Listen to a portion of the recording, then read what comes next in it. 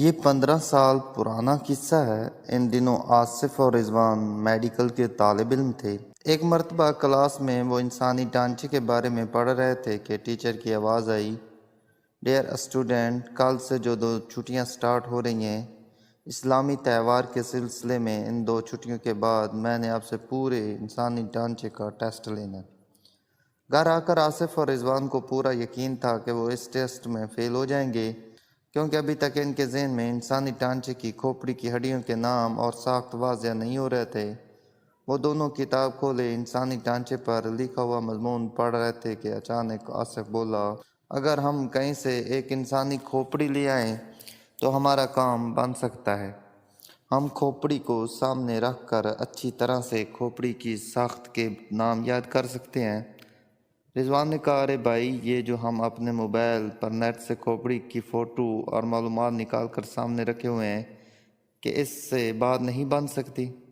آصف جواب دیتے ہوئے کہا، مستقبل کے ڈاکٹر رضوان صاحب، ہاتھ میں پکڑی ہوئی چیز کی بات ہی کچھ اور ہوتی ہے۔ مانا کہ نیٹ پر سب کچھ ہے، مگر یہ صرف موبائل کی اسکرین کی حد تک ہے۔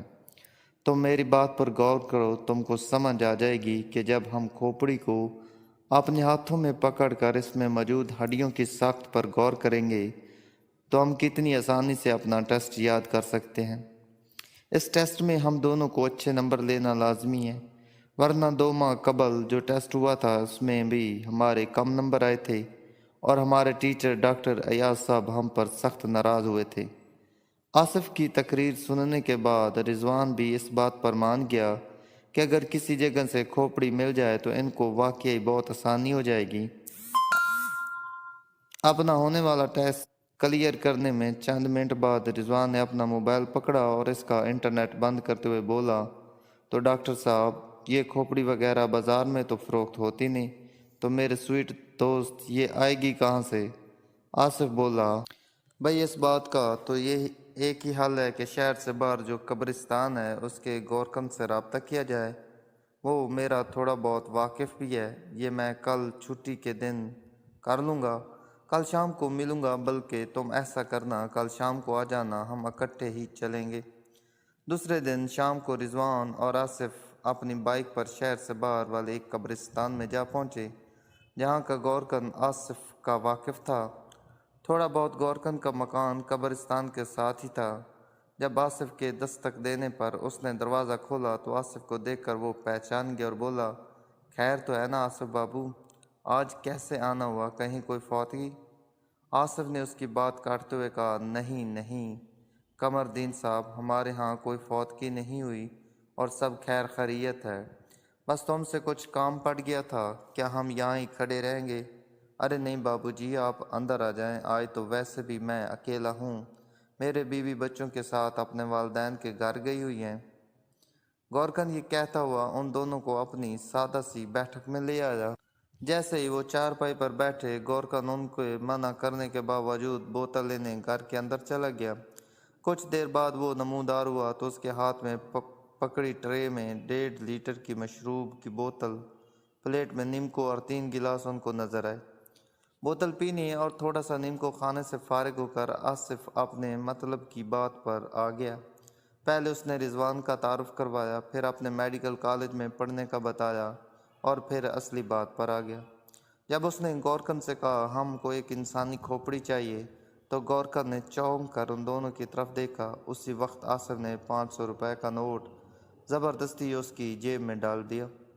گورکن نے پہلے تو کھوپڑی نکال کر دینے سے معذرت کر لی، مگر جب آصف نے اس کو یقین دلایا کہ وہ کھوپڑی کسی غلط مقصد کے لیے نہیں لے جا رہے، وہ میڈیکل کے سٹوڈنٹ ہیں اور ان کو واقعی ہی تعلیمی سرگرمی میں استعمال کرنے کے لیے کھوپڑی درکار ہے، تو گورکن نے یہ کہتے ہوئے کھوپڑی نکال کر دینے پر رضامندی ظاہر کر دی، ٹھیک ہے صاحب، مگر اس کی مزید کچھ قیمت بھی دینی ہوگی۔ آصف نے مزید 500 روپے اس کو دیے تو اس نے ان کو رات 10 بجے آنے کا کہا۔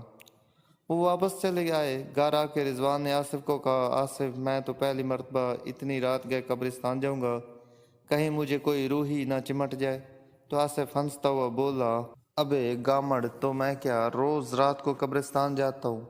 کیا میں کفن چور ہوں؟ تم گھبراؤ نہیں، گورکن ہمارے ساتھ ہوگا، رات 9 بجے کے قریب آصف نے گھر والوں سے بہانہ بنا کر 2 گھنٹوں کی اجازت مانگی کہ ان کا ایک دوست بائک سے گر کر زخمی ہو گیا اور وہ اسے ہسپتال دیکھنے جا رہا ہے۔ ساتھ رضوان بھی ہوگا۔ اگرچہ ابا جان نے اس کو اجازت دے دی مگر ان کی آنکھوں میں شک کے سائے واضح طور پر دیکھے جا سکتے تھے۔ خیر صاحب وہ گھر سے نکلا تو ہلکے بادلوں میں بجلی رہ رہ کر چمک رہی تھی۔ رضوان کو ساتھ لے کر وہ جب شہر سے باہر بڑے قبرستان کی سڑک پر مڑے تو موسم ہلکی ہلکی ہوا چلنے اور بجلی چمکنے سے مزید پر اسرار ہو گیا۔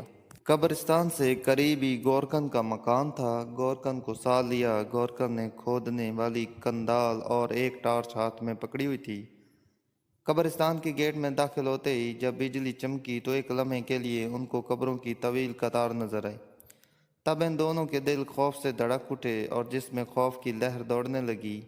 رضوان نے ایک لمحے کے لیے سوچا کہ وہ واپس چلا جائے مگر پھر دوست کے ساتھ ہونے کا حوصلہ پا کر وہ بھی آگے بڑھتا گیا۔ قبرستان کے درخت چمکتی ہوئی بجلی میں نظر آ جاتے ورنہ ان کے سائے گہرے کالے رنگ کے لگ رہے تھے جیسے بہت ساری چڑیلیں ایک ساتھ کھڑی ہوں۔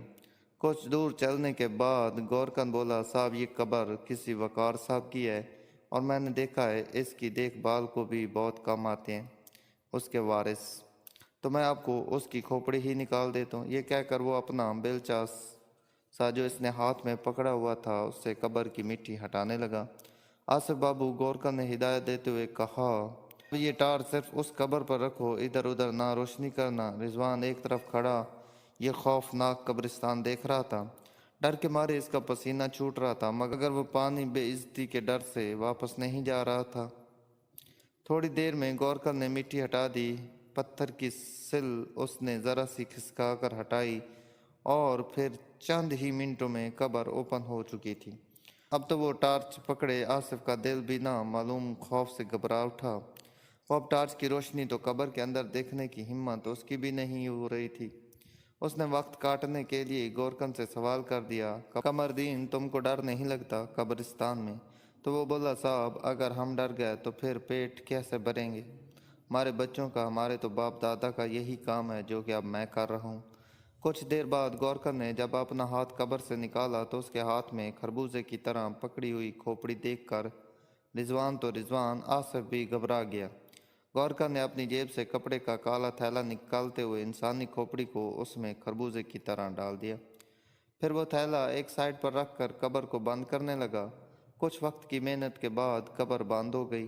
تب گورکن نے مٹی بھر سے قبر پر ڈالی اور ہاتھ جھاڑتا ہوا کہنے لگا، یہ لو صاحب اپنی مطلوبہ چیز۔ آصف اب اس تھیلے کو ہاتھ میں پکڑتے ہوئے بھی گھبرا رہا تھا مگر حوصلہ کر کے اس نے